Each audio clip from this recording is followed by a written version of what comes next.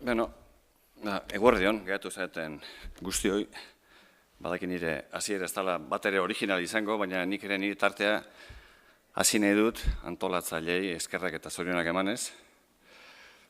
Eskerrak eman gurekin, Euskadi Kutxarekin akordatu delako, eta tarte bat eskaini digulako hemen zuen aurrean hitz egiteko, eta zoriona ekimen hau martxan jarri duelako. Beraz, harira etorrita, aipatzen dizuet, nire aurreneko asmoa zala teknologia berrien eta euskaren arteko loturak azaltzea, Euskadi Kutxan noaino dauden elkarri lotuak azalduz. Batetik, sare sozialetan, blogean eta Facebooken eta Twitterrean eta euskarari eta gaztelaneri nolako tratamentua ematen diegun zui azaltzea. Eta bestetik, online bankara etorrita, Euskadiko Kutxak uda aurretik smartphonetarako garatu zuen euskarazko aplikazioa azaltzea. Hala eta guztiz, iruditu zitzaidan, agian ur sakonetan sartuko nintzela, izan ere nik ez baitut gehiegi dominatzen arlo hori, eta ez naiz ez aditua eta ez aritua, agian 30 edo 35 bat urte gutxiago izango banitu, agian bai, baina horiek beste sasoi batzuk izan zian. Dana dela, aukera aprobetxatuz, aipatu nahi dizuet, Euskadi Kutxak halako zerbitzuak bezeroentzat garatzen dituenean eta garatuko dituenean, beti ere elebidunez garatuko dituela, beti ere elebidunez eskainiko dituela, hori dalako gure enpresa filosofia eta horrela jasotako gure hizkuntza politikan. Eta, publizitateako tartetxo hartu ostean, oain azalduko dizuet zertaz hitz egingo dizuetan. Barrura begira, hau da, lankidei begira baditugu bi ekimen, bata da ontsa aurrekalduen duzuen hori, Moodle plataforma, nolabait teknologia berriekin lotura duena, eta aipatuko dizuetan bigarren ekimenak lotura du euskararekin eta euskararen normalizazioarekin. Beraz, Moodle plataforma ez naiz gehiegi luzatuko, segurutik guztiok, edo gehieno behintzat jaingo zuen nik beste Moodle plataformaz, bakarrik aipatu irakaskuntza kudeatzeko sistema badela, eta horretarako ikasteko ingurune virtual bat sortzen dela. Gaur egun dauen plataformarik ezagunetakoa Moodle da, horrenik nabarmendu ditut bere 3 ezaugarri, bata askea dela, software librean egina dela, bigarrena segurua dela, eta hirugarrena ikasten ari diren langileen edo ikasleen jarraipena modu errexean egiten dela. Oain, Moodle plataforma barrura begira nola erabiltzen dugun, oaintxa aipatuko dizuet, izan ere, heziketa departamentutik 11 trebakuntza saio antolatzen da urtero, horietako batzuk online izaten dira, hau da internet bitartez, eta beste batzuk izaten dira zerren misto bat. Hau da, saio presentzialak egoten dira, eta beste saio batzuk online egiten dira. Hor, plataforma virtual bat sortzen da, plataforma virtual hori enpresan baitan egoten da, barruan egoten da, edo enpresatik kanpo egoten da, hori enpresaren tamainaren edo ahalmen ekonomikoaren arabera egoten da.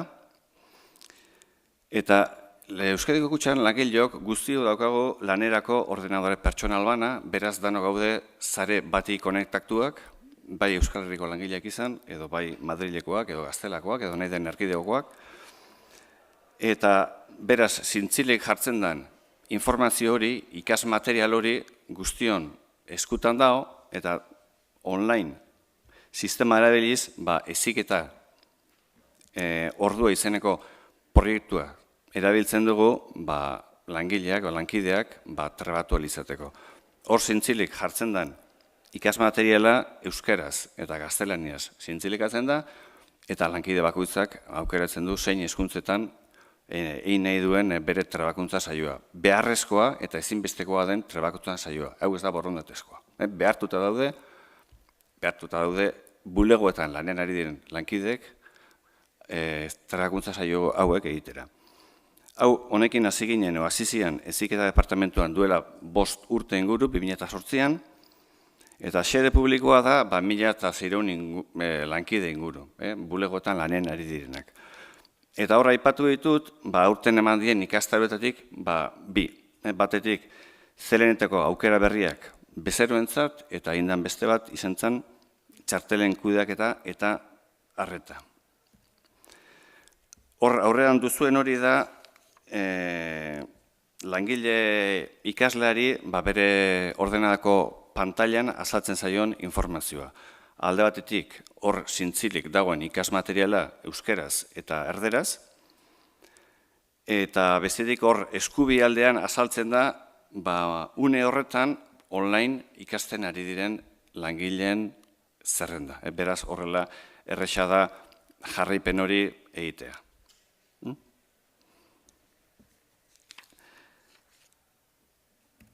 Eta, aipatu nahi dizuedan, bigarren ekimena, bigarren zerbitzua, lehen esan bezala, Euskarrien lotua dagoena, Sarea izenekoa da, izan ere 2000-tik 2004 bitartean, gure entitatearen Euskararen plan estrategikoaren helburuetako bat zan, lankide Euskaldun aktiboen kolektiboa taldea sortzea. Zertarako? Harek zituen bi helburu, bata, lan euskeraz egin nahi duten bazkidei oinarrizko egitura eskaintzea, eta bigarrena sareko partei den. Artean lan harremanak euskeraz izan zitzezen bultzatzeko.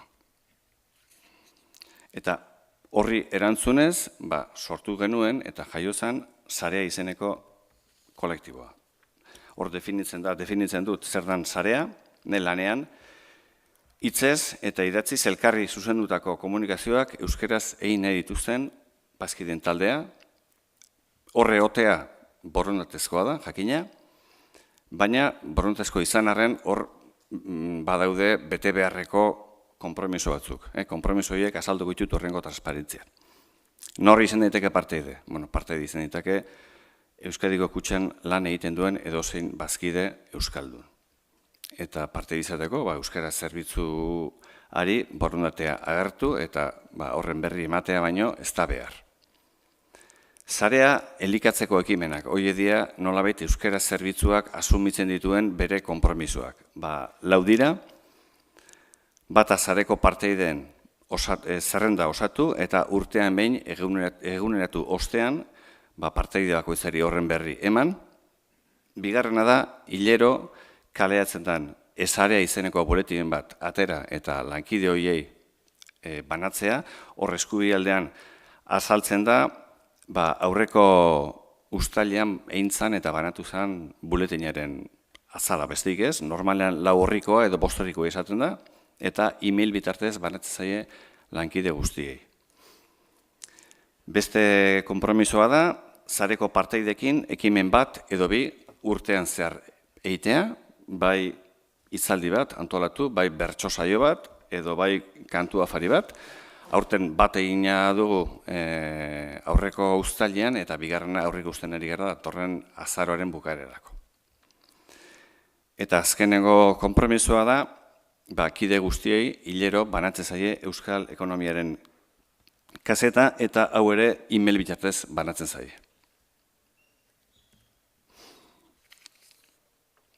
Eta konpromiso hauek dira ordea langileek asumitzen dituztenak. 2 mailatako konpromisoa dira, hauek bikoitza dira, hitzezko konpromisoak eta idatzizko konpromisoak, eta dira, sareko beste parteidekin beti euskaraz egitea, bai hitzez, aurrez aurre eta telefonoz, eta bai idatziz, paperean edo email bitartez, beti ere horri batez azpiko idatziak direnean, telefonoz lehendabiziko hitza beti euskaraz egitea, sarean ez dauden hizkuntza aukera errespetatzea, euskararen ezagutza eta gaitasuna hobetzeko ekintzaren batean parte hartu urtean zehar, ikastaro bat egin edo liburu bat irakurri, eta gero jakina ez da kontrolik, ez ziku peskizan ez geha ibiltzen aber zeinek egiten duen, zeinek irakurri duen eta zeinek ez duen irakurtzen, borondatezkoa dalako. Hurrengoa da Microsoft Link komunikazio sisteman nor bere konpromisoa erakusteko mezu bat azaltzea, nolabait bere burua identifikatuz gainerako lankideen aurrean, euskalduna dela eta sareako kide dela, eta azkena da ordenadoreko ofisa eta sistema eragilea euskeraz aktibatuta izatea. Beraz, euskera laneako erabiltzea. Hau da, nolabait lehen aipatu dizuen Microsoft Link hori, da, lankideen arteko telefono eta ordenadore bidezko komunikazio sistema bat, lankide batek beste bati deitu nahi baldin badio, bere izena idaztea baino ez dauka, eta orduena horra saltzen da, sareako kide dan ala eztan, eta norberak identifikatzen du bere burua eta jartzen du hor hiru esi urdinez adierazia daude, norberak jartzen du nahi duen mezua. Bate jarria du, nik be naturaltasunez, beste bate jarria dauka nerekin euskeraz hitz egin dezakezu, eta beste hirugarren batek zuk eta nik biok euskeraz. Beraz, hola, norberak identifikatu bere burua, eta erakusten die gainerako lankidei euskeraz egiteko eta euskeraz lan egiteko konpromisoa hartua duela. Hau edia, hitzezko konpromisoak, dira aurrekoak bezalakoak, baina idatzizkoa ezabatuta. Beraz, ez nahi luzetuko, aurrekoen berdintxoa dira. Eta amaitze aldera, datu bat, gaur egun 320 lankide gara sarea barruan gaudenok, hor aurrean duzuena da kolektibo horren osaketa, 320 horietatik egoitza zentralekoak, oda arrastekoak, arrasten lanean ari garenak gara 117, Gipuzkoan lehen adienak berriz 83, Bizkaian ari dienak 58, Nafarroan 30 eta Araban 22. Beraz, Euskadi Kutxak hemen Euskal Herrian 1.400 bat langile baldin baitu, gutxi gora 23 da sarea barruan sartua dagoena. Eta hor behaldean esaten duan bukatzeko da, gaur egun gero eta gehiago diela Microsoft Link bitartez bere burua identifikatzen ari dian lankideak, eta hor azaltzen dira nork bere burua identifikazio erabiltzen dituen mezuak.